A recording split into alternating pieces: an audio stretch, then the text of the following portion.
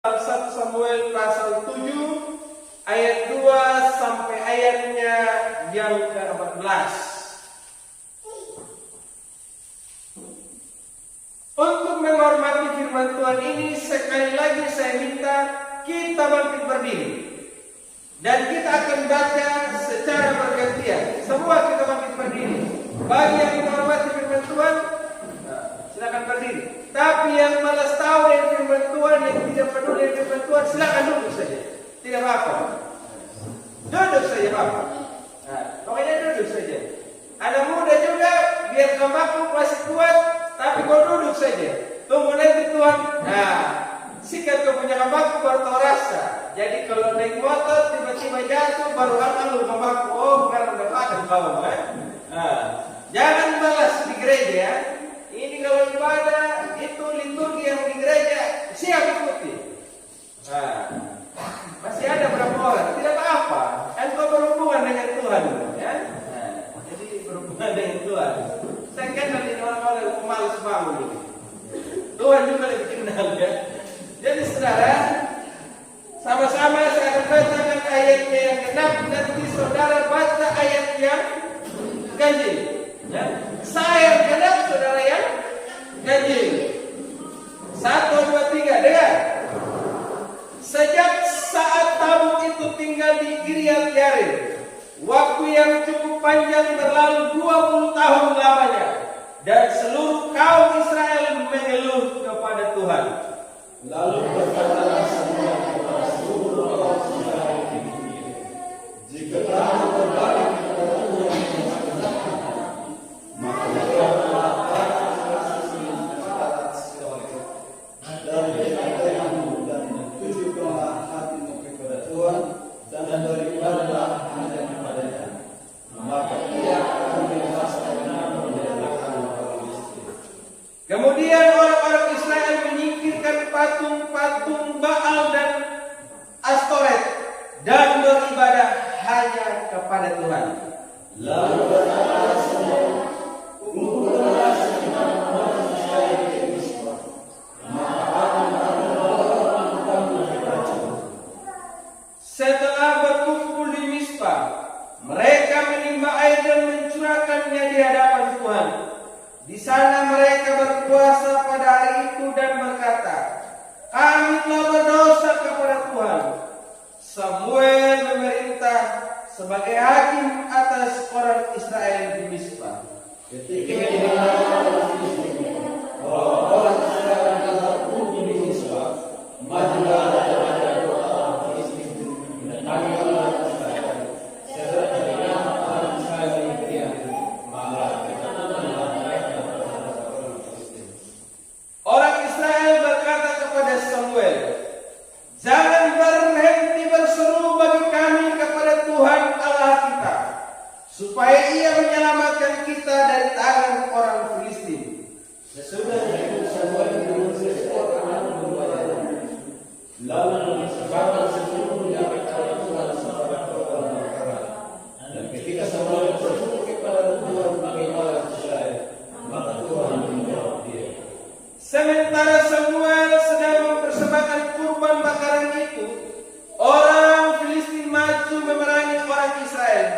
Tetapi hari itu Tuhan mengguntur dengan bunyi yang dahsyat atas orang Filistin dan mengacau balaukan mereka. Mereka terpukul kalah di hadapan Israel. Keluarlah orang Israel dari Mispa, mengejar orang Filistin itu dan memukul mereka kalah sampai dengan Betela. Kemudian Samuel mengambil sebuah batu dan menempatkannya di antara Mispa dan Yesana. Ia menamainya Ebenezer. Katanya, sampai di sini Tuhan telah menolong kita.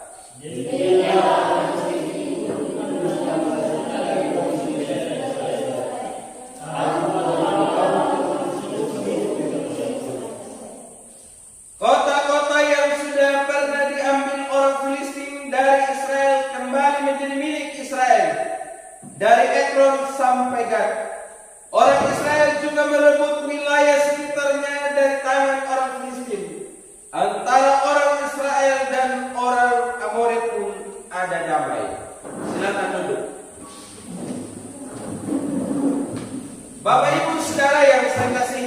Tuhan kita Yesus Kristus. Rupanya antara bangsa Filistin yang sekarang wilayah ini dikenal sebagai Palestina, itu ada pertentangan di antara mereka sejak lama sampai dengan saat ini. Awalnya antara nenek moyang bangsa Israel, yaitu Abraham, memiliki hubungan dengan orang Filistin. Pada waktu Abraham mengalami kelaparan, ia pergi ke orang Filistin dan menjumpai seorang raja yang bernama Abimelek. Dan ketika Raja Abimelek melihat bahwa Sarai, istri dari Abraham ini cantik, dia menyukainya dan sempat mengambilnya. Tapi saat itu Tuhan mengingatkan supaya ia tidak boleh memakai Sarai, yaitu Sarah, karena itu adalah istri seorang nabi, kata firman Tuhan. Demikian pun juga dalam perjalanan selanjutnya, di mana seorang hakim Israel yang bernama Simson, ia juga pernah mengambil seorang perempuan Filistin yang bernama Delilah. Jadi saudara, kalau kita baca dalam pasalnya yang keempat, ini terjadi peperangan antara bangsa Israel dengan bangsa Filistin. Nah, ada peperangan saudara ya. Nah, dan ternyata saat itu orang Israel mengalami kekalahan. Selama 20 tahun orang Israel berada di bawah penjajahan daripada bangsa Filistin. 2 kamu tahu. Termasuk baik tabut Allah yang merupakan kebanggaan daripada orang Israel yang melambangkan kehadiran Tuhan di tengah-tengah mereka. Itu pun juga diambil oleh orang Filistin. Nah, orang Israel mengalami kekalahan di tempat sini juga. Tetapi 20 tahun berikutnya, ketika orang Israel sadar, ketika orang Israel kembali kepada Tuhan dan tidak lagi menyembah kepada Baal maupun kepada Astoret dan berbagai berhala yang lain, mereka berbalik pada Allah dan mereka memberikan kurban kepada Tuhan. Ternyata itu membuat orang Filistin menjadi sakit hati. Orang Israel bertobat, tapi orang Filistin tukang tersewot, tukang tersibuk, suka campur tangan urusan orang lain. Makanya pada waktu orang Israel datang untuk menyembah Tuhan, memberikan persembahan mereka kepada Tuhan, orang Filistin waktu itu mengatur segala kekuatan mereka, yaitu para raja-raja untuk datang menyerang orang Israel. Apa yang kita belajar dari sini, saudara? Yang pertama, saat orang Israel jauh dari Tuhan, maka mereka mengalami kekalahan. Yang kedua, saat orang Israel kembali kepada Allah, orang Filistin justru tukang sibuk, tukang marah. Dan ini pun juga menjadi pengalaman yang dialami oleh orang-orang Kristen zaman sekarang. Kalau ada orang yang jahat, tiba-tiba dia bertobat, setan tidak senang. Iblis tidak mau ada pertobatan bagi orang yang dia sudah berbudak sekian tahun lamanya. Makanya dengan segala upaya dia lakukan hanya untuk menghancurkan orang tersebut. Sama halnya kalau saudara katakanlah bertobat, sungguh-sungguh rajin gereja, itu yang kalau saudara itu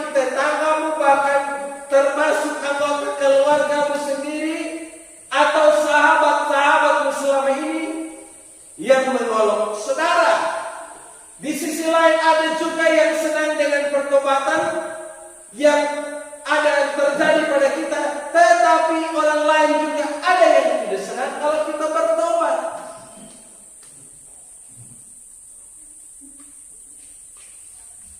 Jadi, saudara, mari kita belajar dari hal ini. Ketika orang lain berubah, ketika orang lain hidupnya lebih baik, jalan kita yang tukar terluka. Lihat hidup seseorang semakin maju, semakin berhasil, kita mulai membicarakan orang tersebut.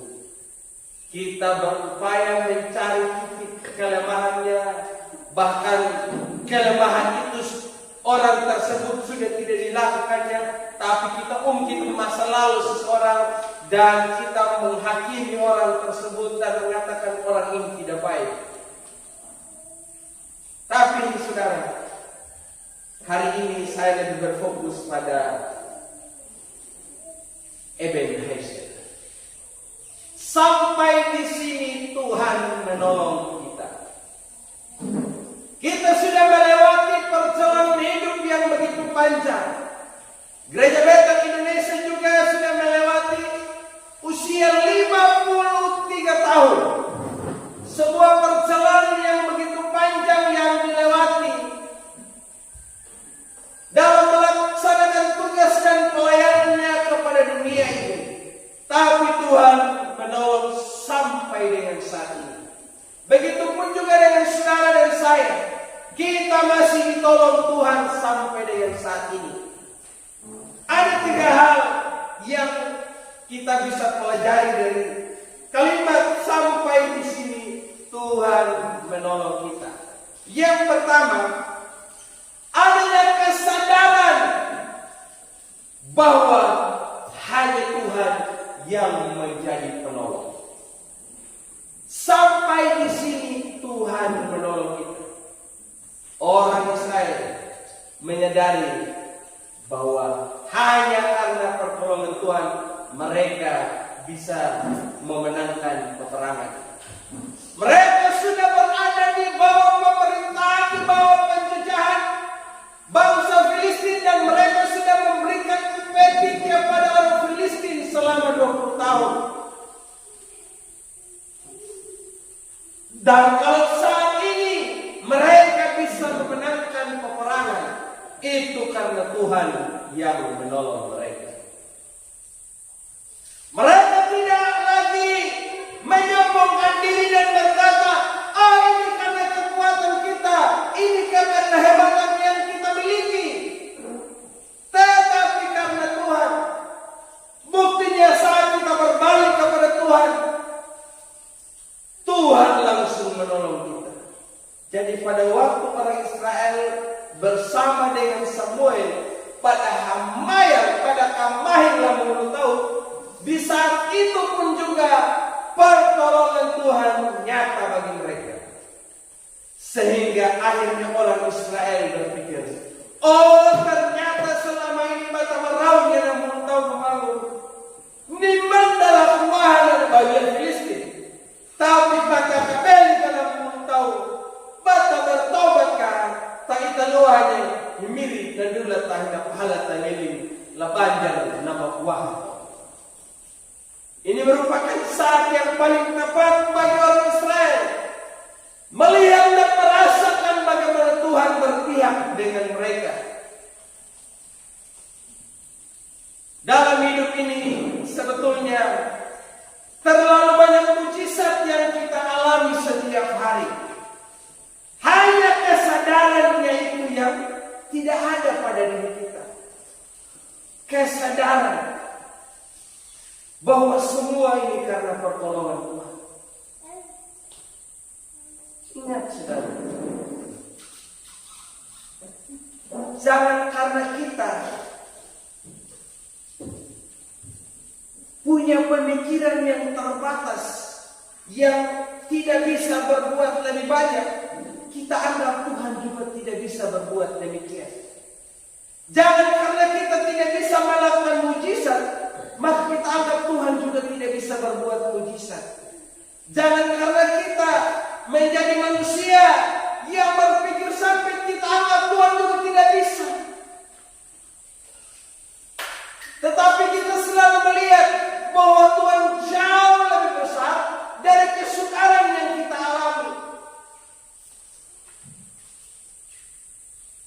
Sehingga dalam segala kesulitan kita selalu mengandalkan Tuhan seperti bangsa Israel. Mereka berbalik kepada Tuhan.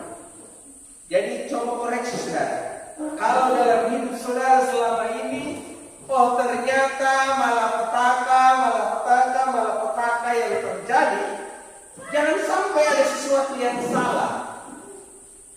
Orang Israel mereka selalu dikalahkan, itu karena mereka tidak tahu bertobat.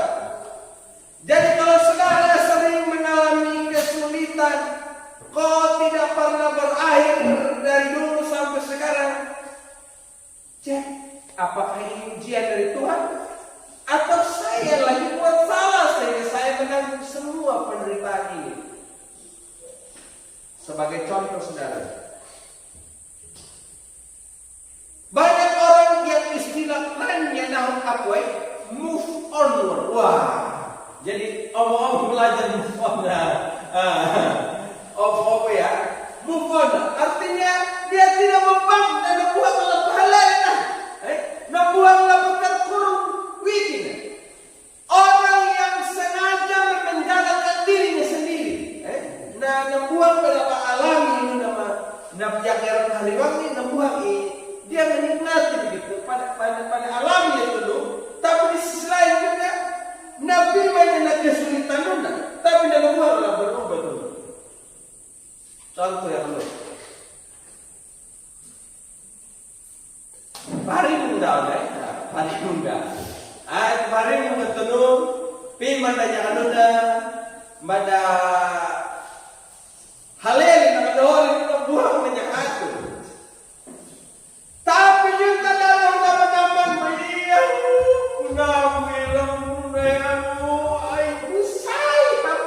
padahal di kamu itu bahagia dengan yang lain ya.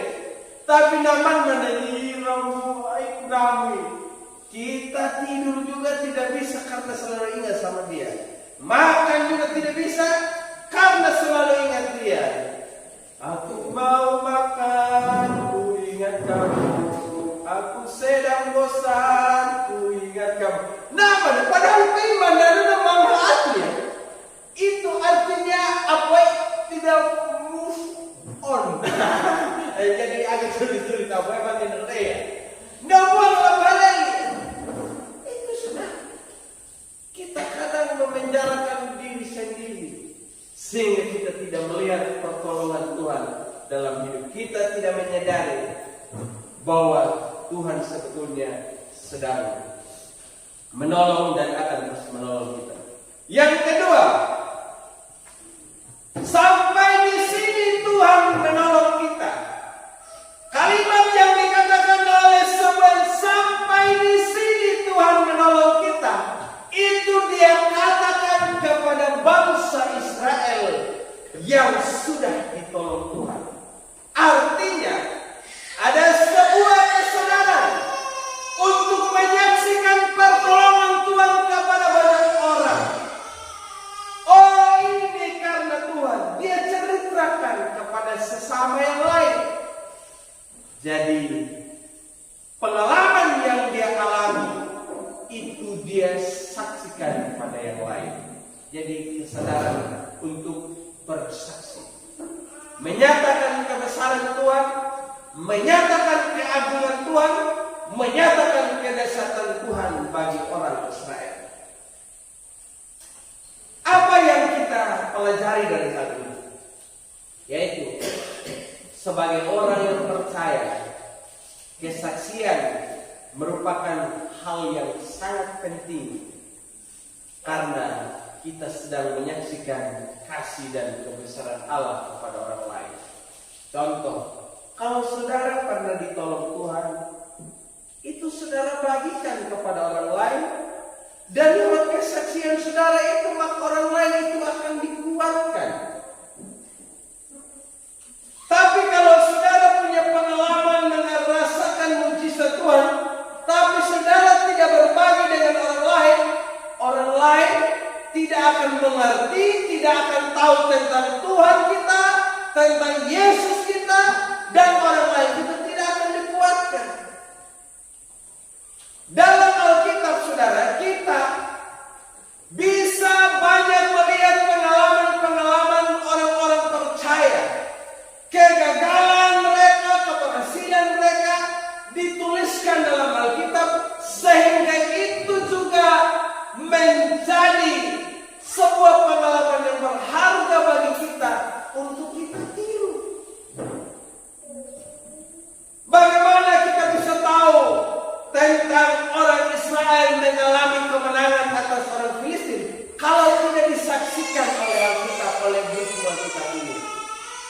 Jadi karena dituliskan, makanya kita tahu. Jadi kita akhirnya tahu, oh di saat orang itu bertobat kepada Tuhan, maka Tuhan akan menolong mereka. Jadi kita mungkin yang sedang berdosa, kita pikir, oh ternyata kalau kita bertobat, kita akan terima pertolongan Tuhan. Jadi begitu juga saudara, kalau alami pertolongan Tuhan, mujizat Tuhan, pemimpin pujian, kasih kesempatan kita bersaksi, mari kita bersaksi, amin. Bersaksi di gereja. Pada awal tahun saudara, saya melihat di sini setiap minggunya itu bisa 4 atau 5 kelompok yang berdiri dan bersaksi di sini. Ada itu vokal group. Apa-apa dong vokal group yang bikin vokal group ini? Oh, rakyat labor, apa lagi? Abigail, apa lagi? Mami Dora, Etamora, angkat tangan. Oh, ini kelompok oleh Etamora tinggal 2. Ini kelompok Abigail.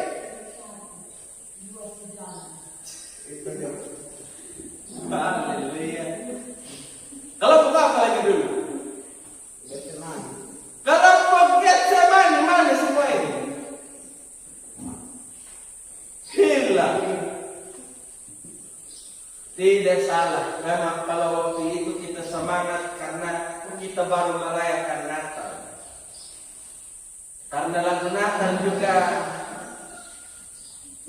itu mengartikan kehidupan orang percaya. Kalau di malam Natal kita nyanyi Malam Kudus. Lewat Natalnya, lewat tahun baru, sunyi senja. Makanya sunyi senja sekarang ini. Jadi tidak ada lagi yang bersaksi ini. Ada yang bersaksi naludru, hakainay na punamong nembir laluri na. Oh, saya senang saudara lihat, saudara punya perkembangan. Sebagai gembala saya lihat, wah ternyata ini jemaat ini sudah semakin bertumbuh ini di dalam Tuhan. Tapi ternyata tidak bertahan lama. Semuanya akhirnya menjadi sirna. Makanya wandel dengan lulu. Akhirnya kini sirna sudah hubungan erat antara kita berdua. Oh, namanya itu. Moga engkau bahagia bersama dengan dirinya. Bagaimana? Yang mau lihat ini lebih tanda ya. Selamat dulu. Mari bangkitkan kembali semangat untuk itu, amin. Bangkitkan kembali semangat. Saya yakin kalau saudara itu menjadi pribadi yang sadar ini, saya boleh merasakan mujizat dan mujizat, pertolongan dan pertolongan hanya karena Tuhan. Saudara akan saksikan. Kalau saudara punya hubungan yang baik dengan Allah, pasti saudara saksikan pengalaman dengan Tuhan. Contoh. Kalau saudara baru punya anak, itu kayaknya saudara pengennya supaya orang lain perhatian sama anakmu dan orang lain itu puji-puji kita punya anak. Mengatakanlah, lalu dia akan pemuk, iya nanti mulai meneping mana pemuk. Wah, saudara cerita. Artinya saudara ceritakan, ternyata anak saya ini hebat, gitu kan? Atau saudara katakanlah ketemu nyom yang ngerti, saudara pasang foto profilnya dia. Woi, kan keren kan kalau di HP kita kan lawan Peter, tampilan dapat dah. Nah, tak ada foto dah. Walaupun saudara ketemunya tiap hari juga, tapi fotonya selalu terpampang di depan. Belum lagi di WA, WhatsApp, buat apa itu? Dan kepingin apa lari, pokoknya dengar saja. WhatsApp, Facebook, ada semua. Kita bangga baca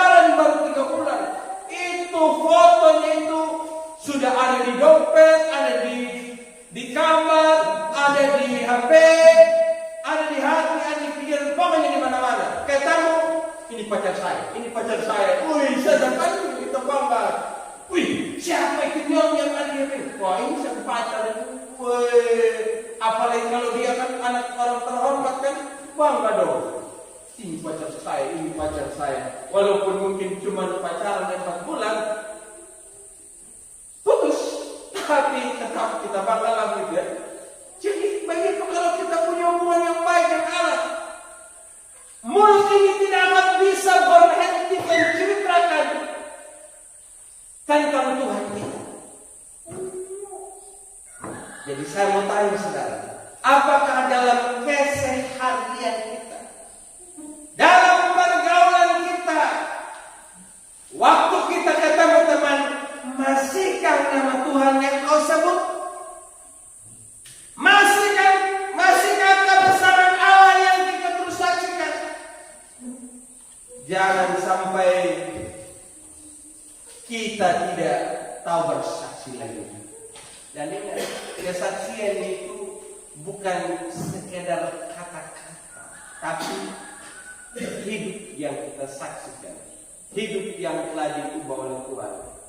Karena satu ungkapan berkata begini, kehidupan nyata atau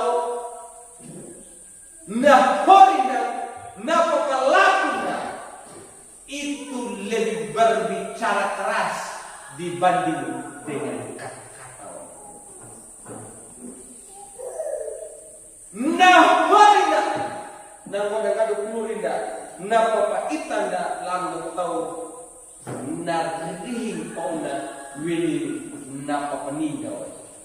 Karena apalah artinya kita hanya sekedar berbicara, tapi tidak didukung dengan tindakan nyata yang kita lakukan.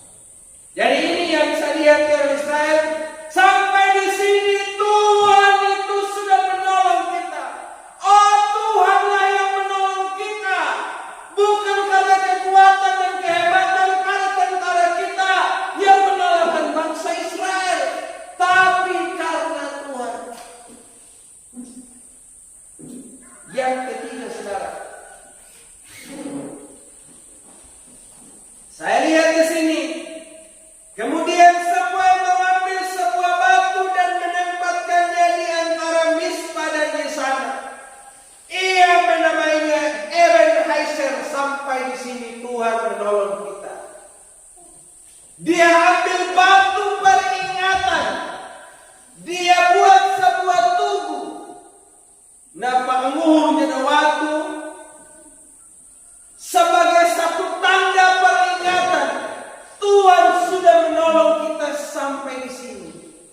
Ini terus mengingatkan kita bahwa Tuhan yang menolong. Apa yang kita lihat dari sini? Adanya sebuah kesadaran untuk selalu mempercayai Tuhan dan berkomitmen untuk mengikuti Dia. Yang pertama, kesadaran bahwa kemenangan itu karena pertolongan Tuhan. Yang kedua, adanya kesadaran untuk menyaksikan kebesaran, kedesatan dan kehebatan Tuhan. Dan yang ketiga, adanya kesadaran untuk selalu memerlukan Tuhan. Setiap kali bangsa Israel mengalami sebuah kemenangan atau ada peristiwa-peristiwa penting, maka mereka selalu mengambil batu sebagai tanda peringatan, sebagai contoh. Ketika Yakub pergi melarikan diri dari saudaranya sampai di Betel,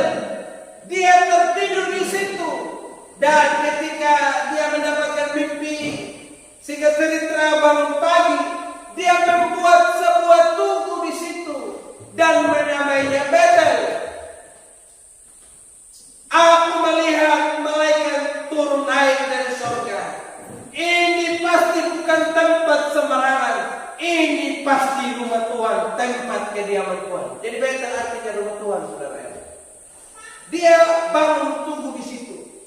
Begitupun juga ketika orang Israel keluar dari tanah Mesir, ketika mereka sudah melewati sungai Yordan, mereka mengambil 12 batu dan membuat tubuh di situ sebagai tanda peringatan pertolongan Tuhan dan satu komitmen untuk mereka tetap setia kepada Allah yang telah memberikan pertolongan. Begitupun juga yang dilakukan oleh Samuel. Dia bangun tubuh untuk selalu memperingatkan mereka. Karena manusia adalah pribadi yang suka pelupa dan siapa saja lepintana yang sehebat-hebatnya dia mengingat, tapi dia pasti bisa lupa, saudara. Jujur, saudara, istri kau jangan dengar. Saya kadang, saudara, nama mantan lupa, Bapak Ibu. Nama mantan, bukan mantan teman, mantan pacar. Kayak saya lupa, saudara. Muka saja tidak tahu. Ini ada Jabri dia ketiga ini. Ini seperti ini.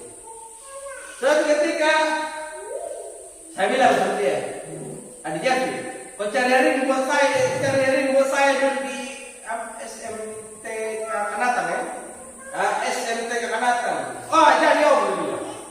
Dia cari saya, saudara. Ada satu orang namanya Dian. Mungkin dia, saya juga ingat dia nama. Nah, jadi dia bilang, oke om, tapi om hari apa begitu datang jemput biar ketemu sama dia wali. Akhirnya pagi itu saya pergi, siang saya pergi ketemu, kita cerita mungkin. Giliran besoknya SMS sama saya. Ini kan ada datang jemput saya lagi antar di sekolah wali. Oke om. Saya jalan saudara terlihat tidak tahu sama dia. Tidak ingat sama dia bagaimana model. Karena di pinggir jalan itu ada beberapa nona saudara. Dan mulai saat itu putus. Satu hari cinta, satu malam. Oh indahnya. Coba satu hari. Lupa memang saudara. Manusia kadang itu suka berlupa saudara ya. Makanya dirikan tubuh sebagai tanda peringatan.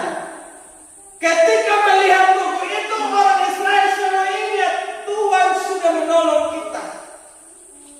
Mereka selalu berkomitmen, oh Tuhan yang menolong, maka hanya kepada-Nya kita selalu memuji dan menyembah. Bapak Ibu, saudara yang saya kasihi dalam Tuhan kita Yesus Kristus.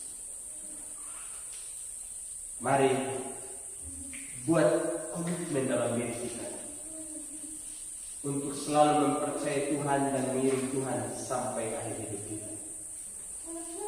Hari-hari ini merupakan masa yang sangat sulit bagi kita. Saya mendengar beras sudah naik 800.000. Dan itu bisa diperkirakan nanti bisa sampai 1 juta, bahkan 1 juta lebih.